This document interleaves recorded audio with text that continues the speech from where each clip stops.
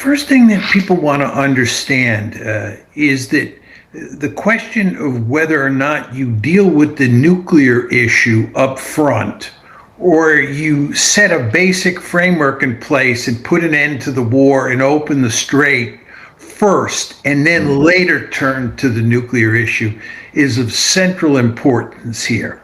And the Americans have a deep-seated interest in dealing with the nuclear issue first, because once they get the nuclear issue off the table to their satisfaction, this is to the American satisfaction, then they can play hardball with the Iranians on the other issues.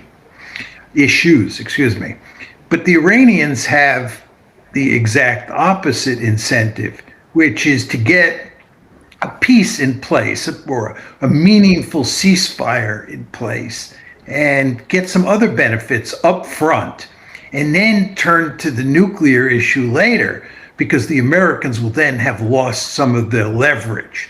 So the two sides are going back and forth on when exactly to deal with the nuclear issue. And when the reports first started coming out about 12 hours ago as to where this was headed, it looked like the Iranians were going to get their way, that the war was going to end, the shooting was going to end, the strait was going to be opened, the two blockades were going to be brought to a conclusion, to be more specific. Iran was going to get its frozen assets back, and there was also going to be sanctions relief on Iran so that it could sell its oil in global markets. But the nuclear issue and the future of the strait was put off to the second round of negotiations. And at that point, everybody, including the Americans, appeared to be quite optimistic about settling the conflict. What's happened now, and this is quite clear when you listen to President Trump speak at the moment, is that the Americans want the nuclear issue to be dealt with in good part now. And this is obviously the result of pressure from hawks in the United States and from Israel, because the Israelis and the hawks want the nuclear issue first. Initially, it looked like the Trump administration had conceded the Iranian demand that the nuclear issue be put in the second set of negotiations. And what you're just reporting, Tom, from Haaretz moves the nuclear issue up. Now, let's assume that Trump sticks to his guns. If he does that, almost all of the issues have to be dealt with in the first round of negotiations, once you move the nuclear issue up. For example, the whole question of the future of the Strait of Hormuz, whether Iran and Oman are going to control that together in the future, was initially left to the second round. 12 hours ago, it was going to be a second round issue along with the nuclear issue. But if you move the nuclear issue up front, because of its importance to all of the parties in this agreement, everything else has to be brought into play. And once you do that, Tom, you're dealing with a lot of moving parts. It could be. And there are two other big game changers in there. One is the nuclear issue. Yes. And just to be clear, for the sake of the audience, there are two issues at play when you talk about the nuclear issue. One issue is the question what you do with those 440 plus kilograms of highly enriched uranium. The Americans and the Israelis want that highly enriched uranium removed from Iran, and the Iranians don't want to do that. The Iranians are willing to weaken it so that it's no longer highly enriched, but they don't want it moved out of the country. The second big issue is how much nuclear enrichment capability is Iran allowed to keep in place. The Americans and the Israelis would like to see all that nuclear enrichment capability in Iran wrecked. The Iranians, of course, say they have a right to keep that capability and don't want to see it wrecked. Well, the fact is that the enriched uranium at the time was removed from Iran and it was sent to Russia. Russia, yeah. However, the Iranians were allowed to keep their enrichment installations intact. They could not enrich uranium to a high level. That was very important for the United States and to a lesser extent for the Israelis, but they could still enrich, and the enrichment infrastructure was kept in place. Now we're talking about eliminating that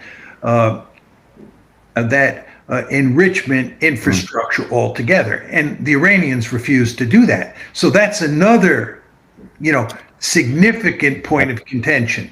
So you, Tom, brought up the issue of the Strait of Hormuz, and what Marco Rubio's point is. I'm saying to you, you have a similar problem with regard to the nuclear issue, with regard to getting the material out of the country, and with regard to the enrichment facilities themselves. And then the third big issue, and it is a really important issue, is Lebanon, because Iran says they want a ceasefire and then a peace agreement that means no more war in Lebanon forever, which means the Israelis can't go after Hezbollah. And it doesn't take a genius to realize that the Israelis are not going to be happy about that. Yes, Tom, that's absolutely correct. We could go into why there is no military solution if you would like. But before we get there, I would just point out that we meaning the United States, we really have three options here. Number one is a military attack, renewing the bombing campaign in effect. And that's just not a viable option, as you were pointing out. The second thing that we can do is we can cut a deal along the lines that we were just talking about, where we were 12 hours ago. And that will probably work. But the problem is we would be conceding defeat to Iran. Lots of people understand that. That deal that people are talking about 12 hours ago is a deal that says, in effect, Iran won. That's option two.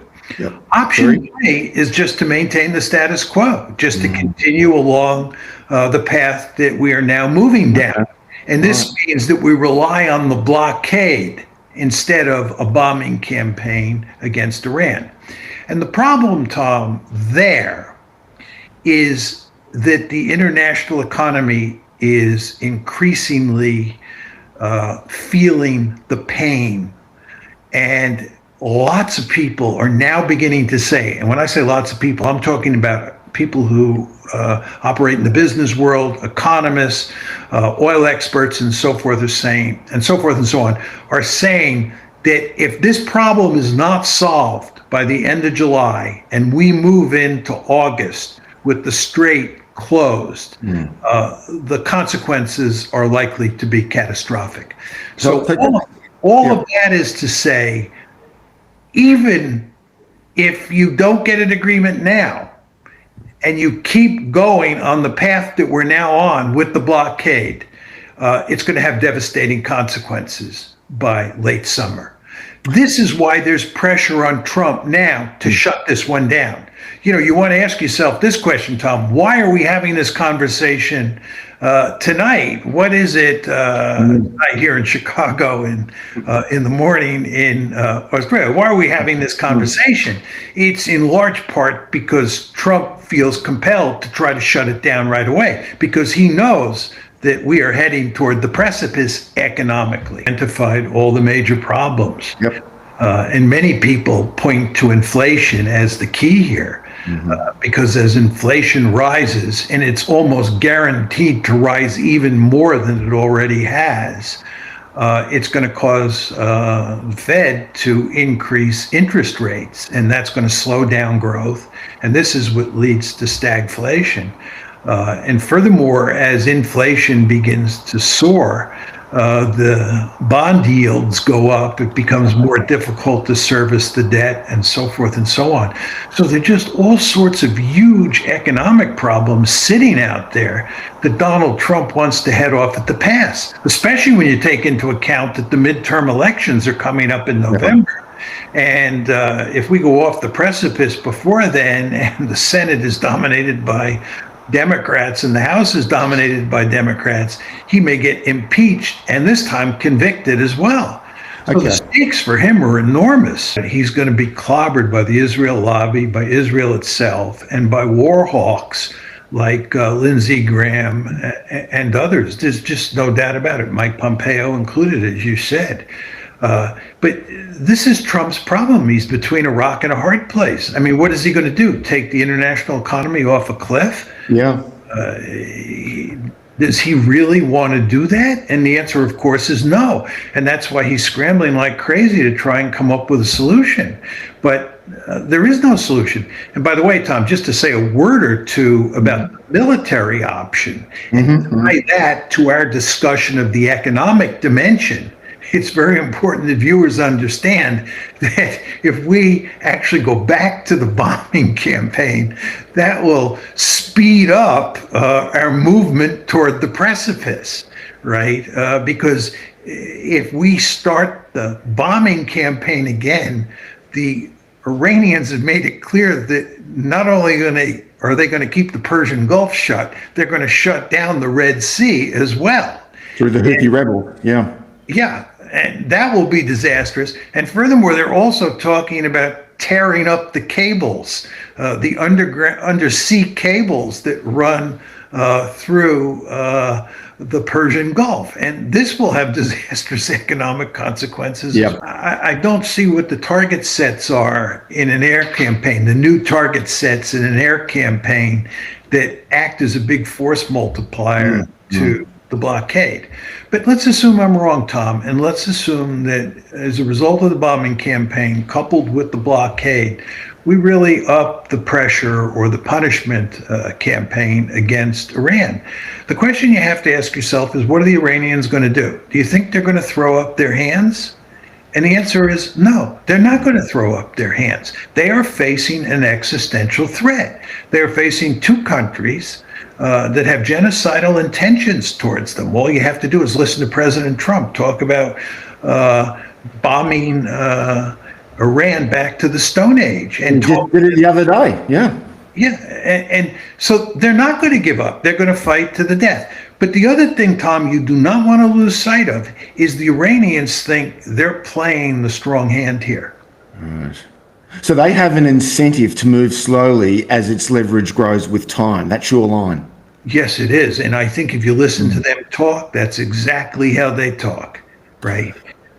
President Trump, by the way, this morning here, Chicago time, 12 hours ago, he was talking about wrapping this one up quickly. He's now talking about going slowly because pressure's been brought to bear on him. And he is saying, President Trump is saying explicitly that time is on our side, on America's side. But I believe he's dead wrong. Time is not on our side. Time is on Iran's side. And if you're playing Iran's side, what you want to do is string this out for a bit longer and bring more pressure to bear on Trump to cut a deal. Of course, because there's no way that Trump can get a deal if he works with Netanyahu, because Netanyahu is adamantly opposed to a deal. Israel and the lobby will go to enormous lengths to undermine the deal. This is the problem that Trump faces. He's caught between the pressure, this truly profound pressure from the international economy on one side, and Netanyahu, Israel, and the lobby on the other side. This is a catastrophic defeat for Israel. Yeah. Right. They absolutely. It was similar to what we wanted to do to Russia in the Russia-Ukraine war. As you've heard me say many times, we wanted to knock Russia out of the ranks of the great powers. I think in this particular case, what the Israelis really wanted to do, they talked about regime change, and I think they would have settled for regime change. But what they really wanted was to do to Iran what's been done to Syria, which is break it into pieces, cause a serious revolution that greatly weakened the state. But he's in deep trouble because no matter what happens with Trump, he lost the war against Iran. Iran's not giving, these are the points you made before. Iran's not giving up its missiles, right? Its nuclear enrichment capability is going to remain intact. It's not giving up its support for Hamas, the Houthis. and Hezbollah, and Iran is getting all sorts of relief. So he loses in the war in Iran. The war against Hezbollah in Lebanon is going terribly, independent of the Iran issue. Tell us more about that, because that's not getting much play in the mainstream media. Israel's war with Hezbollah in Lebanon. Tell us more, John. Well, first of all, the terrain in southern Lebanon is ideally suited for the defender, and the defender in this case is Hezbollah. Mm-hmm. And when the Israelis went in there in 2006, they got clobbered by Hezbollah because Hezbollah used the terrain in southern Lebanon to ambush Israeli armored and infantry forces. But what's changed since then that makes Hezbollah even more effective is the coming of drones, because Hezbollah is using fiber optic drones. Those are drones that are very hard for the Israelis to jam to deadly effect. So the Israelis have been suffering significant casualties in southern Lebanon. And the other dimension to this, Tom, is that Hezbollah is firing every day large numbers of rockets and missiles into northern Israel. You remember a number of months ago, it looked like Hezbollah had been defeated. Israel had won a great victory. The table has now turned, and Hezbollah is back on its feet, and it's causing the Israelis huge problems, not only inside southern Lebanon itself, but also in terms of bombing North Israel. So if you look at the Lebanon war and just go to Hamas, I mean, there's no question that Hamas has been clobbered, and the Palestinians, of course, have undergone a genocide in Gaza. But the fact is that Hamas is still alive and still fighting. It would be too much to say Hamas is alive and well, but it's close to that point. So they haven't defeated Hamas, they haven't defeated Hezbollah, they haven't defeated Iran, and they've done enormous damage, this is the Israelis, to their reputation, not only around the world, but in the United States. It's quite stunning the extent to which people in the United States are now critical of Israel in ways that were unthinkable. On February 27th, when Netanyahu and company and Trump and company were thinking about going to war the next day, they thought that Hezbollah had effectively been defeated. Mm-hmm. They did not know that it would come back from the dead. Point number one.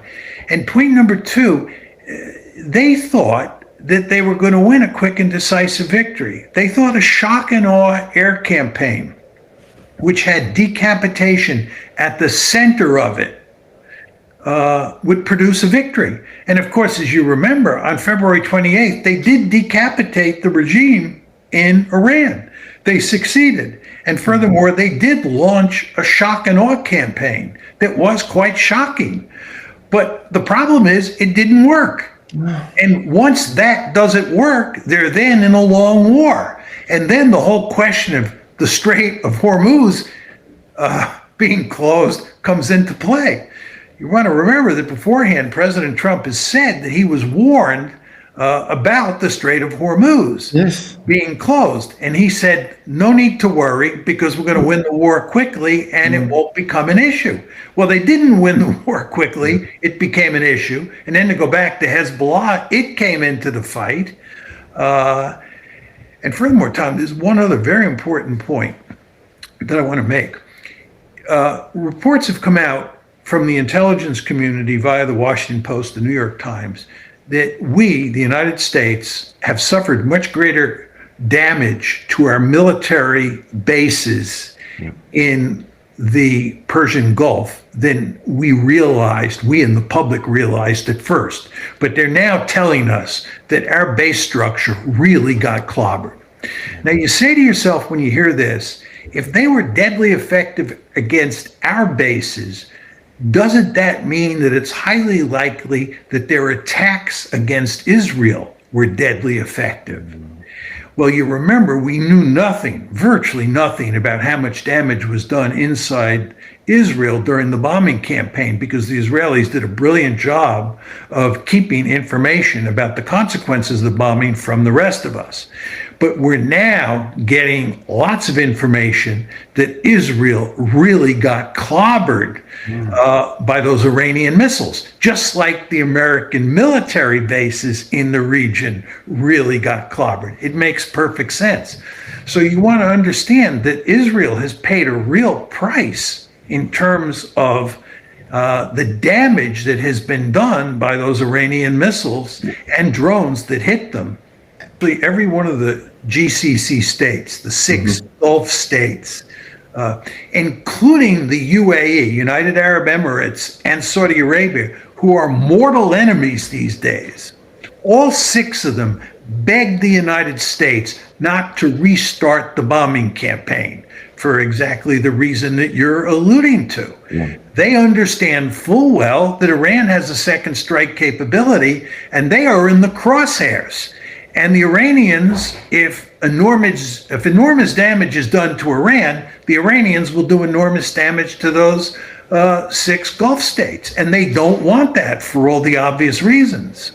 Well, I'll make a couple of points. One is the Council on Foreign Relations in New York, a year or two ago, commissioned some diplomatic historians, American diplomatic historians, to assess what was the greatest foreign policy blunder that the United States has ever made.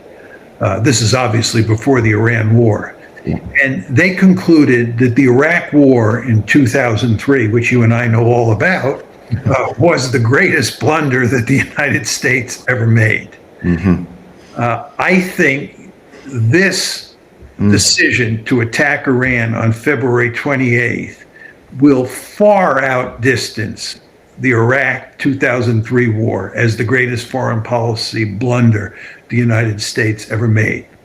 The second point I'd make in support of this is you want to remember that Robert Kagan, who is a hard-nosed and very smart neoconservative, who's an arch proponent of the 2003 Iraq war, has said that the decision to attack Iran on February 28th and involve the United States and Israel in this war was a catastrophic mistake.